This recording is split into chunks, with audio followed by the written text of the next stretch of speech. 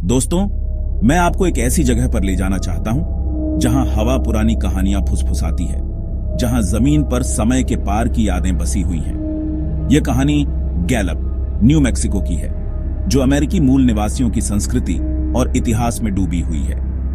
हमारी कहानी गैलप के पूर्वी हिस्से में स्थित एक शांत और संरक्षित क्षेत्र में घटित हुई, जहां अतीत की परछाइयां आज भी मौजूद हैं। यह घटना रात के लगभग 2 बजे की है, वह समय जब पूरी दुनिया अंधेरे में समाहित हो जाती है। मेरी एक दोस्त और मैं जैसे ही रात में चलने के लिए बाहर निकले, हमें ऐसा महसूस हो रहा था जैसे हमें कुछ समय से पीछा किया जा रहा हो। हम अक्सर देर रात तक बात करते हुए चलते थे और यह कोई नई बात नहीं थी।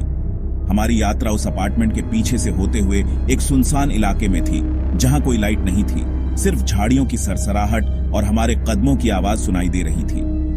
लेकिन तभी कुछ ऐसा महसूस हुआ जो ठीक नहीं था। मुझे ऐसा लग रहा था जैसे कोई हमें घूर रहा हो, जैसे कोई हमारे पीछे खड़ा हो। मैं उन चीजों के प्रति बहुत संवेदनशील हूं, और जब भी मुझे ऐसा महसूस होता है कि कोई मेरा पीछा कर रहा है, तो मैं हमेशा सही होती हूं। मैंने चारों ओर देखा, लेकिन वहां कोई नहीं था। फिर जब मैं आगे बढ़ी, मेरी दोस्त ने अचानक मेरा हाथ पकड़ लिया और डरते हुए बोला, हे भगवान, वो क्या है? मैंने कुछ नहीं देखा, लेकिन हवा की हलचल के कारण पेड़ों के हिलने का ख्याल आया।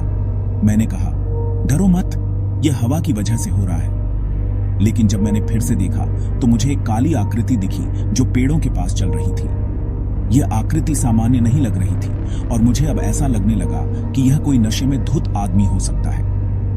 मैं अपनी दोस्त को और नहीं डराना चाहता था, इसलिए मैंने शांति से उससे पूछा, क्या तुम वापस घर चलना चाहती हो? हालांकि मुझे पूरा यकीन था कि जो भी उस पेड़ के पास था वह ठीक नहीं था, लेकिन उसने कहा, नहीं, हम स्टोर तक तो पहुंच ही गए हैं, तो चलते रहो।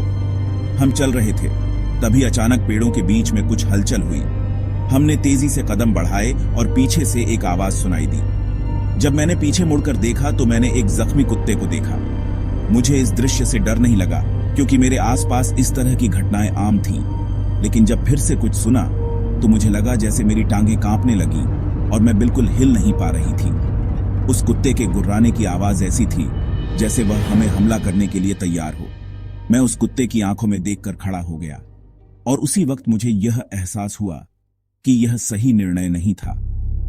बिना यह सोचे कि हमें कहां जाना चाहिए, मैं खड़ा होकर आंखें बंद करके प्रार्थना करने लगा। लेकिन कोई था जो मुझे बार बार पीछे देखने के लिए उकसा रहा था। मैंने फिर से पीछे मुड़कर देखा और देखा कि एक आदमी नहीं, एक जानवर हमारा पीछा कर रहा था। वह आदमी नहीं था, बल्कि वह अपनी हाथों और पैरों पर दौड़ रहा था। मैं डर के मारे चिल्लाया और मेरी दोस्त भी चिल्लाई। हमने तेजी से दौड़ना शुरू किया और किसी तरह सड़क तक पहुंच गए, जहां रोशनी थी और गाड़ियां चल रही थी। हम 7 मिनट तक दौड़ते रहे, थकान से बुरी हालत में थे, लेकिन एक दूसरे का सहारा बनाए रखा। जब हम रुके और पीछे मुड़कर देखा तो हमें वही आदमी जैसा दिखने वाला जानवर दूर जाते हुए दिखा।